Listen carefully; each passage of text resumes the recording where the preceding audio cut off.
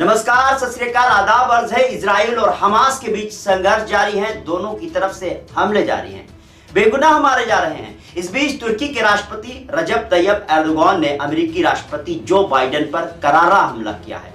उन्होंने कहा कि इजराइल का साथ देने वाले बाइडेन के हाथ खून से सने हैं। न्यूज एजेंसी रॉयटर्स के मुताबिक राष्ट्रपति रजब तैयब एर्दोगान ने एक कैबिनेट बैठक के दौरान बाइडेन पर जमकर निशाना साधा। उन्होंने इजराइल को हथियार बेचने को लेकर अमेरिका की आलोचना की है। आपको बता दें, सोमवार को अमेरिकी सरकार ने इजराइल को 735 मिलियन डॉलर, जी हां, 735 मिलियन डॉलर के हथियार बेचने को मंजूरी दी है। एर्दोगान ने कहा कि आपने मुझे यह कहने पर मजबूर कर दिया है कि आप अपने खूनी हाथों से इतिहास लिख रहे हैं। गाजा में हमले के दौरान सैकड़ों और हजारों की तादाद में लोग शहीद हो गए। एर्दोगान ने इसके बाद ऑस्ट्रिया पर भी निशाना साधा। उन्होंने राजधानी वियना में इजराइल के झंडे फहराने को लेकर नाराजगी जताई।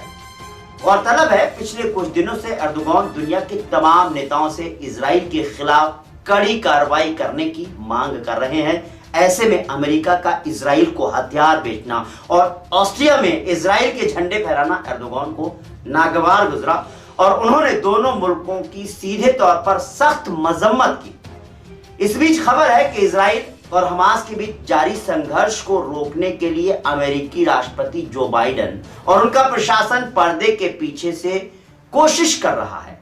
इजराइल के गाजा में कुछ मीडिया हाउस की बिल्डिंग को निशाना बनाने के बाद अमेरिका पर दबाव बढ़ गया है।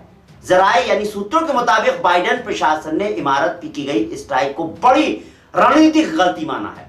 अमेरिकी प्रशासन का मानना है कि इससे अमेरिका में इजराइल के लिए जनमत में थोड़ा बदलाव आया है। अब इजराइल और हमास के बीच संघर्ष को रोकने में अमेरिकी कोशिश की खबर कितनी सच्ची है, ये वक्त ही बताएगा। लेकिन अमेरिका ने जिस तरह इजराइल को 735 मिलियन डॉलर के हथियार बेचने को मंजूरी दी है, उससे तो यह लगता है कि अमेरिका की मंशा कुछ और ही है।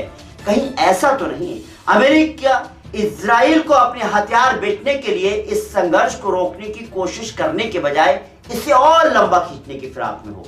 अगर ऐसा हुआ तो इजराइल हमास को खत्म करने के अपने मंसूबे को पूरा कर पाएगा कि नहीं, कहा नहीं जा सकता। लेकिन दोनों मुल्कों के बेगुनाहों के खून जरूर बहते रहेंगे। इसमें सबसे बड़ा नुकसान फिलिस्तीन का होगा। अब तक के दोनों तरफ से हमलों में 200 से ज्यादा फिलिस्तीनी मारे गए हैं, तो तकरीबन 10 इजरायली मारे गए हैं। अब तो हर कोई यही दुआ कर रहा है कि इजराइल और हमास के बीच छिड़ा यह संघर्ष खत्म हो जाए। लेकिन अमेरिका और इजराइल के बीच जिस तरह से हथियारों का खरीद फरोख्त का, जिस तरह से जो मुआहिदा हुआ है, जो खरीदे जा रहे हैं, इजराइल खरीद रहा है अमेरिका से, उससे तो ऐसा लगता है कि हालात अभी सुधरने वाले नहीं लगते। अमेरिका भले ही संघर्ष को रोकने के लिए कह रहा हो, कोशिशें की जा रही हैं, लेकिन जिस तरह से हथियार बेचे जा रहे हैं उससे साफ जाहिर हो रहा है इजराइल का साथ अमेरिका दे रहा है। अब ऐसे में तुर्की के राष्ट्रपति का यह कहना अमेरिका के राष्ट्रपति को कि आपके हाथ खून से रंगे हैं, तो क्या गलत है? आपकी क्या राय है? कमेंट करें। साथ ही हमारे चैनल को लाइक और सब्सक्राइब करना ना भूलें। नमस्कार, सत श्री अकाल।